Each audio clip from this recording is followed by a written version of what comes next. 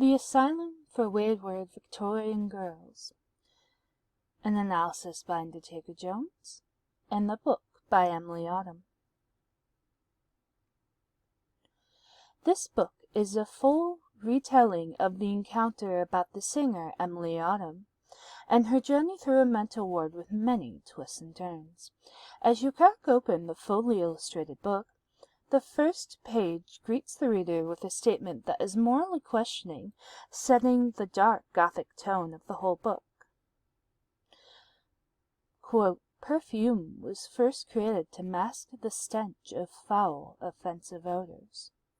Spices and bold flavorings were created to mask the taste of putrid and rotting meat. What then was music created for? Was it to drown out the voices of others, or the voices within ourselves? I think I know." End quote. By Emily Autumn. The scene quickly changes when we are told through Emily's perspective and her diary pages that are titled Hospital Entries. It was the dog who found her, while Emily is quickly fading in and out of consciousness from ODing on her antipsychotics for her bipolar disorder. Emily finally thinks she is going to get her peaceful end, only to be violently awoke through shaking, muffled voices and hydrogen peroxide being poured down her throat. Moving forward a tad, she is admitted to a mental ward. Her shrink, though, said that she had to only be there for 72 hours. Once that was up, she would be able to go back to her life. Quickly realizing that after 72 hours has passed, she gets bad news that her hours haven't even started yet. All because she hasn't even been assigned a proper bed. After a few days have passed, she now realizes she isn't going anywhere. She is dealing with therapists that aren't listening to her, and also dealing with a Dr. Sharp, who's showing predatory behaviors toward her, stalking her within the asylum. After a few hospital entries, we get to the 10th entry, titled The First Note. Emily tells us what it is like after her first real night in the hospital.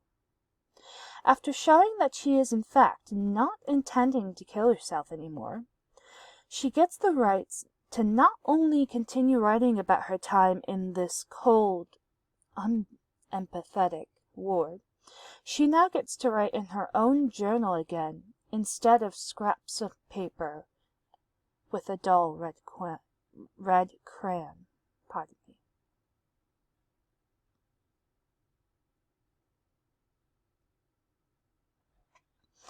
While guided by staff, she grabs her journal, only to have a piece of folded paper slip out.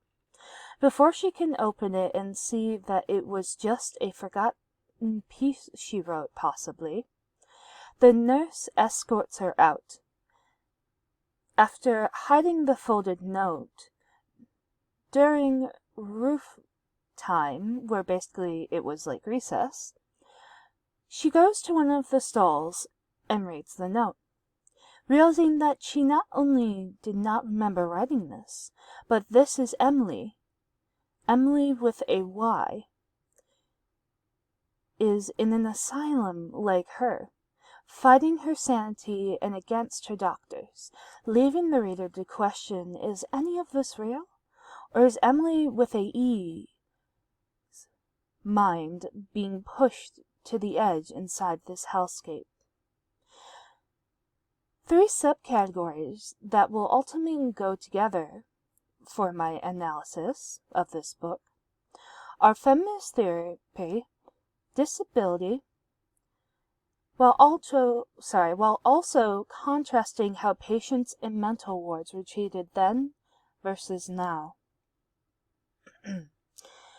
What is feminist therapy? It is a type of therapy that is used to help women talk about their problems through counseling services. while the therapist keeps in mind the need for a non-biased, professional open mind when talking with the clients.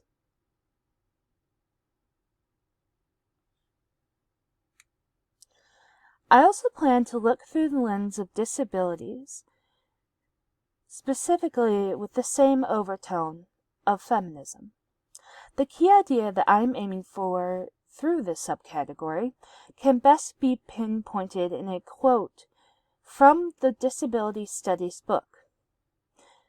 Quote, "Feminism increasingly recognizes that no woman is only a woman, that she occupies multiple subject positions and is claimed by several cultural identity categories." From Spellman, 1988, end quote. I must admit that though this sort of idea is proven to be a bit more difficult in finding proper sources that aren't just personal opinions or blogs that aren't scholarly, I chose to include disabilities because even though Emily, at least in the book, does not state that she has any disabilities in the manner of physical or, for example, like a learning disability, it brings to the table the same type of issues the other topics share, though some can consider mental illness the same as a disability within its own concept, but that's a whole nother topic within its own. I truly hope that this is all making sense, and that you get what I'm trying to gravitate towards. My final note is in contrast of modern and past mental wards. Though there are many stories that I could have chose from, upon research, the story of Walter Marshall not only connected my overall theme, but also proved some of my points, such as the fact that Marshall was roughly taken out of his home and admitted to a mental ward against his will, and he fought the label of being an unsound mind, but his case brought up some of the many problems of the lunacy law at the time.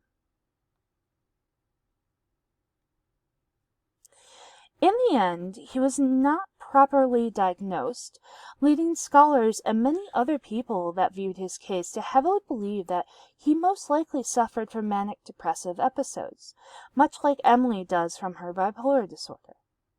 An interesting twist, though, that came upon was that, well, most likely Marshall suffered from a mental illness of some kind, though the descriptions given by the two doctors that viewed him could have also been somewhere on the autism spectrum, which is also why I wanted to bring up the point of disabilities in my essay.